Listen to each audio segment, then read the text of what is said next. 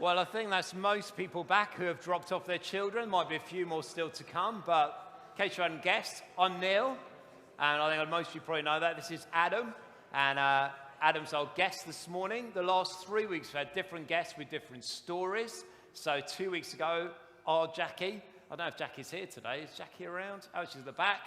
Shared her story of loss and how that impacted her faith when her teenage son died. If you had a chance to hear that story, it's available online. And then last week, our Kelvin was also sharing a talk, and he was talking about his time in the forces and then how he came back and went up homeless and how through that he came to faith in Jesus Christ. And this morning, Adam's story is a bit different.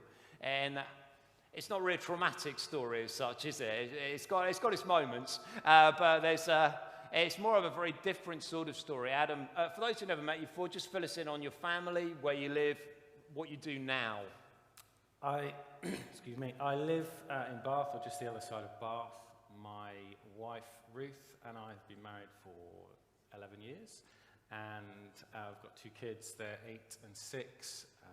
I know Neil because his brother is the pastor at the church I go to in Widcombe. There we are. So that's our point of connection, is my brother. I'll get my brother across at some point for those who haven't met him. He's a much better preacher than me, so you'll have a fantastic morning with him. And we'll get him back at some point soon.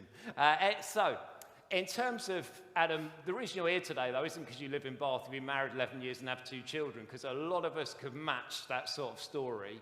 The reason you're here today is because you used to do Skeleton Bob for Great Britain, and then you were elected as one of 2 British athletes, is that right? Or just 2 athletes anywhere to the IOC? 2 global athletes. 2 global athletes. So this, you know, when I say we get special guests, I mean, we get special guests. I mean, you know, one of 2 global athletes to be on the Olympic Organising Committee. And, get this, Adam helped organise 2012. How many of you remember 2012? Unless you're very young, you're going to, aren't you? The Olympics in 2012, Adam was one of the organisers. Adam, tell us some of... I had a very small role. Well, don't undersell yourself. You also got to do some amazing things because of it, so we'll come to that in a minute. But as an athlete, what were some of your highlights of your career? What did you enjoy? Going to the Olympics was special. It's something that I'd wanted to do and dreamed about since I was, I think, about 7 or 8. So achieving that was very exciting. It was also disappointing in a couple of ways. I didn't do as well as I'd wanted. And also the second games I went to, which in many ways was a fantastic games in Vancouver in 2010. It was also very sad games because a luge athlete died on the track just a few days before we were due to start.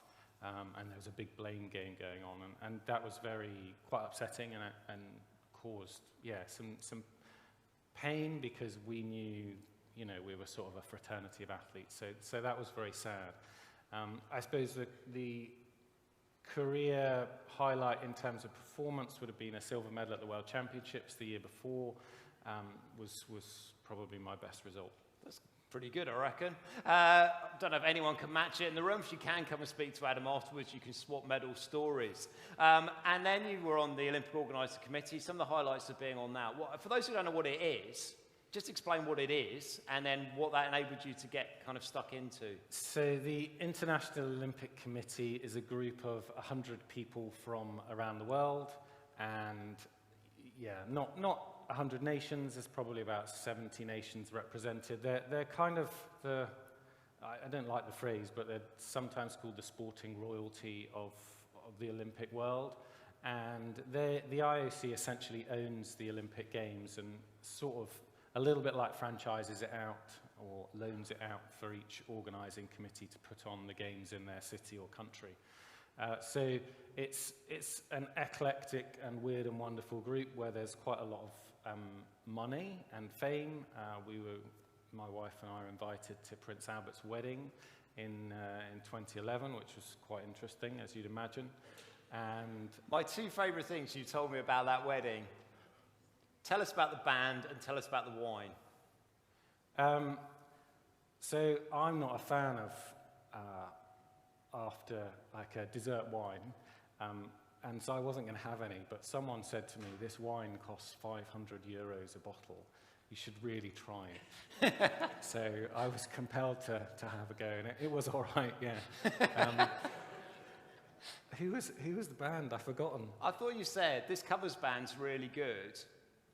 And then you look around over your shoulder and it was actually the Eagles who were there. It was, yeah. Yeah. It was the Eagles, yeah. So you do get to do some quite kind of exciting things. Yeah, this is one of the things that my friend Paul always teases me about, is I'm much more interested in the rich and famous than anyone else he knows. So, yeah, there we go. So, yeah, you got to do that. Other stuff while you were with the IOC?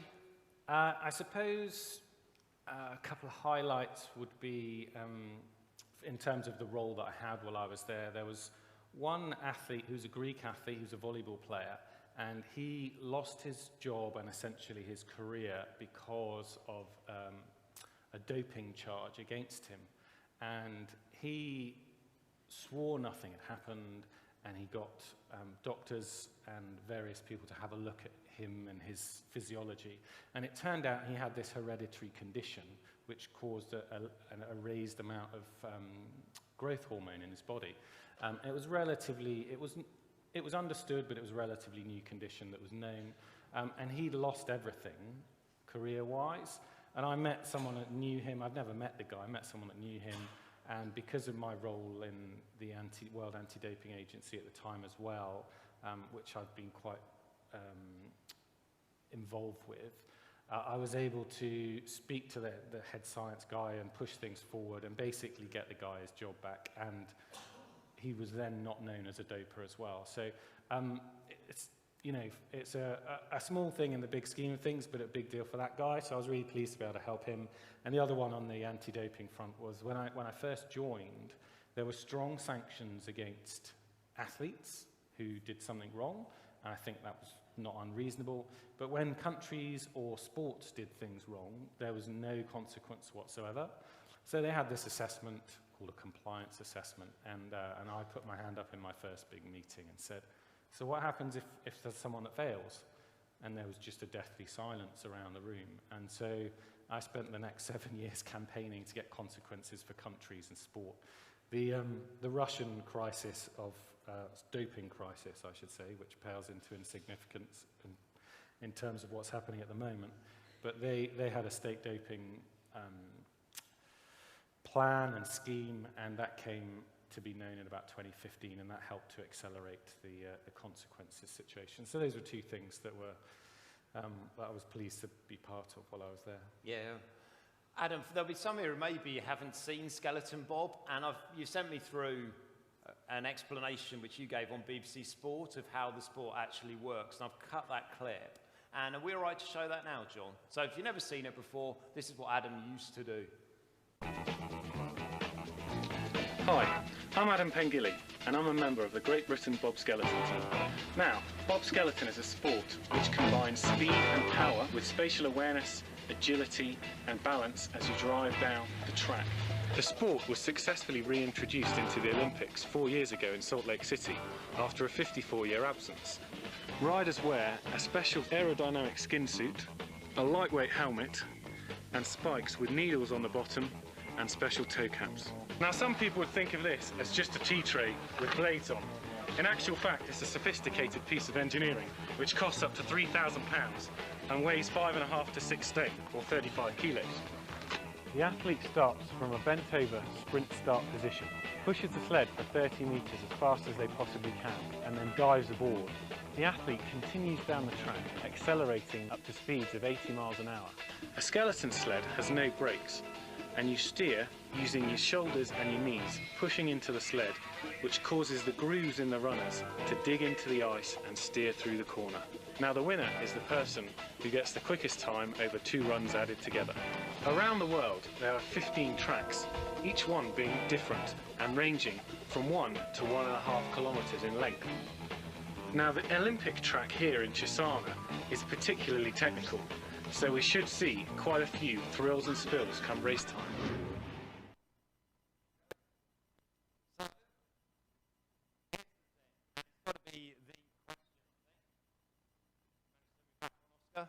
Oh, there we are, I'm back.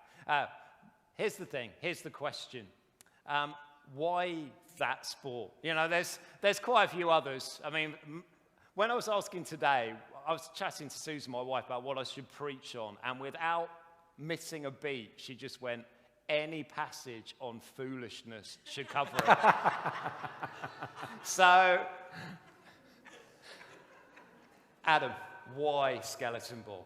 I think your wife is bang on. So when I was a kid, I loved athletics. I remember Daley Thompson. He was a bit of a hero of mine from the Olympics back in the 80s. And so I went, and I used to just love racing and sprinting. So I did athletics and got involved in decathlon through my teen years, and then tried to get to a sixth form college. A sixth form at Millfield School in Streets, which is a sporting school, private school. So I tried to get a scholarship there, and they said, no, you can't. Well, you can come, but we're not going to pay for you. And so that scuppered my plans as a 16-year-old, and I was the moodiest 16-year-old for about 3 months. And just was forced to go along to the local sixth form college. I grew up in Taunton, so not so far away from here. And so I went along to sixth form college, and one of the first people I met turned out to be my PE teacher, who was also a sprinter and a bobslayer. And so I started doing bobsleigh through him, did that for 5 years, and then switched to skeleton. But that meeting and me going there, I've kind of has changed the direction of my life incredibly, or maintained the direction of my life incredibly, and it is just a reminder of how God knows best, and even if we don't think so at the time, I can look back on that and other situations to know that God's in charge and He knows what's right.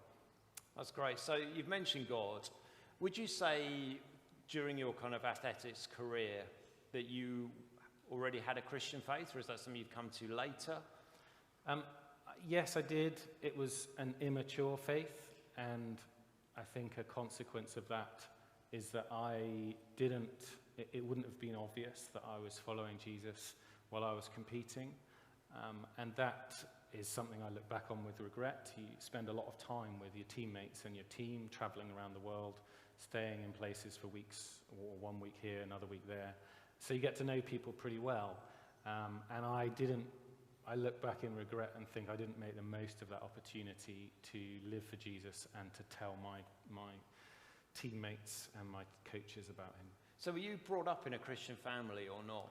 Well, I was, yeah. My family became Christians when I was my mum and dad, became Christians when I was about 4 or 5, I think.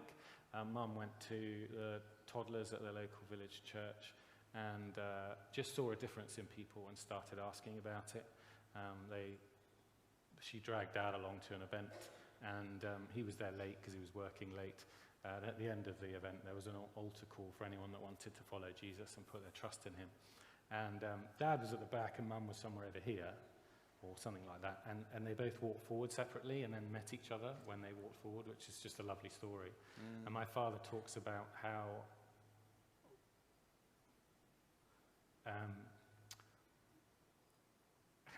when he gave his life to the Lord, he just felt a tremendous burden being lifted from his shoulders.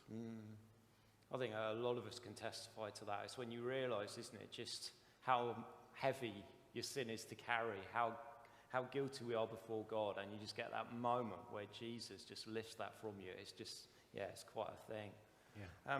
In terms of competing, I've watched this next clip a lot of times. I still get tense every time I watch it.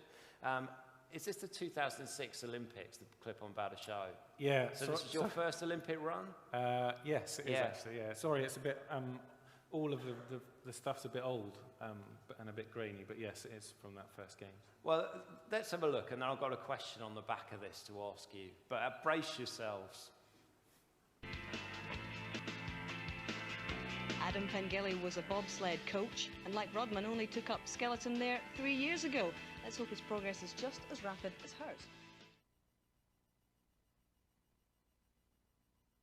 The best of it with a clean early draw. Let's join Colin Bryce and Paul Dickinson for the first run.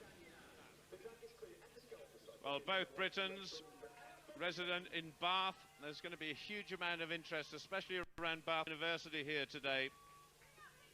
And Shelley Redmond, of course, an absolutely superb silver medal yesterday in the women's competition. It would be marvellous if either Britain could get anywhere close to that. So away goes Adam Pengilly. He's been going well in training. His last training session, he actually finished in 3rd place and 4.68 seconds, only 0.3 of a second outside of the track record, or 300 should I say. So a marvellous start by Pengilly. Well, that was a big surprise there. I didn't expect Pengilly to blast away quite such a big start. 17.54 seconds.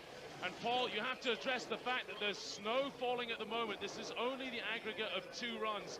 So Adam coming first off the hill, that's got to help his chances.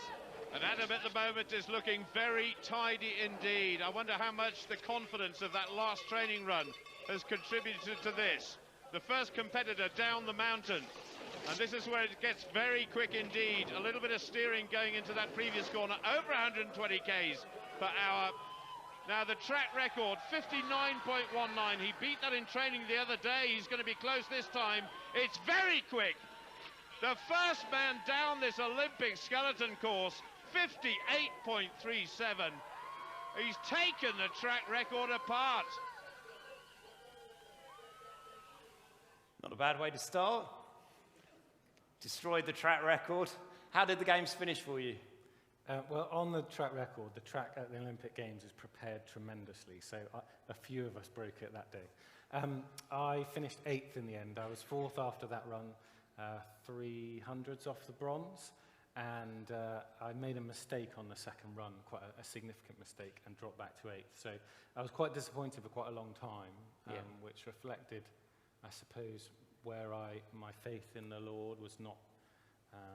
it was true, but it wasn't strong, and I had too much of a... Sport was a bit too important for me. My career was too important for me. And because of that, I had a long disappointment, which has taught me now, looking back, that, you know, even if I'd done really well, which I did later on in my career, you know, you might feel good for a few hours, which was my experience, but then it doesn't make any difference. It doesn't kind of fulfill the soul. And is that, because you've obviously done some remarkable things, you've had experiences that a lot of us might be quite envious of. And I just think, how on earth do you match that sort of adrenaline rush? I mean, you know, doing 120 Ks, like, straight down a track with your face like that far off I mean, I wouldn't be able to do it because I'm scared of everything. But but you know what I mean? I just think you can't really match that, can you? And the kind of being part of the Olympic Organising Committee, there's nothing else quite like it in the world that you could be a part of. So as you look back now, you know, how do you reflect on that period, and what kind of motivates you moving forwards? I think I thought that achieving things made me more valuable or worthy or have worth. And so that was, I think, when you kind of bottle it down and strip everything out, that was my real motivation for wanting to do well and win, was because I thought that's how I was brought value to the world. Yeah, I suppose in a world, you might say I achieved quite a lot in a sporting sense, and then at the IOC, but subsequent to that and during that time, it just made me realize that I can't do anything to make me more or less valuable, and that my worth is in being one of God's children, and the fact that Jesus, the creator of the universe, came to earth and died for me, which is just incredible. And so, yeah, had I achieved more, when I got the silver medal, I thought, oh, I wish I'd won the gold. And I thought, you know what? I felt amazing for about 2.5 hours. And if I'd won the gold, perhaps it would have been 3. I don't know. But if I'd won Olympic gold, it might have been 4 hours. Or, and then I suddenly thought, what are you thinking? It's just ridiculous that achieving everything you ever want to achieve, it doesn't give life in your heart. It doesn't satisfy the soul. It doesn't give you real joy. And I was, I thank the Lord, that I knew what did and was able to turn to him and grow more in my trust in the Lord, having earlier given my life to him. So, yeah, and the same through the Olympics. You know, I got off aeroplanes and was greeted by the chairman of Korean Airways. We had a short walk to he walked me straight through passport control. It was a really short walk, and I said, wow, that was a really short walk. And he said, oh yeah, we made sure the aeroplane parked at the closest gate for you. I'm like, what? That's the sort of world that you live in at the IAC, traveling first class and in fantastic hotels, and people treating you like you're something you're not. And so there were some wonderful experiences, but again, I thought that sport's such a gift to God. It brings a lot of good things to tiny children, adults, old people, all the way through and across the world. And yet, the same as everything, we corrupt it. And I thought that all these sports politicians who love sport will want to do the best for sport and make it fantastic and make it better. But there were so many vested interests and so much self-interest there. It made me quite disillusioned, and it was also just another, open your eyes, Adam, you know the truth. The Bible tells us we've all got sinful hearts. We all seek after our own desires and not after what God wants. And so those are things that I've kind of come to learn through the experiences. We're nearly there, but I want to ask you this question, because you're still involved in trying to clean up sport, aren't you? And yeah, a little. Not for much longer. No. This maybe answers my question. Do you think athletics will ever be free of drugs? No. Yeah. No, as I said, everyone has got sin in their hearts, and the desire to win and think that will provide what people want, it will unfortunately just remain until when Jesus comes and there's a new heaven and a new earth, then there won't be any. Can I ask you a theological question? I probably won't be able to answer, but you can try. Do you think there'll be sport in heaven? I've no idea. Just so you know, I do. Probably. Yeah. I really don't know. But I can't quite imagine how it's going to work without pain and suffering attached, because a lot of sport at the moment requires that. But yeah, there's something very good about sport and very joyful, isn't there? I just wonder how it's going to work in new creation. But yeah, something I'm interested in. Adam, I let you pick any hymn you wanted to today. There's not really a hymn about bobsleigh, I don't think, as such. But tell us what you picked and why you chose it. I've chosen He Will Hold Me Fast, because whether I do well or do horribly and fail, I've really struggled as a husband and a father, and yet Jesus' grace is immeasurable, and no matter what happens, because I've given my life to Him, He will hold me fast. And I have new life now and eternity, which will be incredible and perfect to look forward to. So that's why I've chosen that. Thank you. You're going to be around for a little bit afterwards. So if any of you want to chat with Adam, if he said anything you think I'd really like to know more about that, or I wish Neil had asked him that question, then he's going to be here at the end. Downstairs, we'll grab tea and coffee afterwards. So yeah, we'll grab the tea and coffee downstairs. You want to meet Adam, catch up with him, ask him any further questions about athletics or sport or the Olympics, or if you really fancy Skeleton Bob, you know, here's your man. He's coached, you've coached bobsleigh. Yeah, this could be a new career opportunity for one of you here this morning. So there we are. Adam, thank you very much. Just show our appreciation to Adam.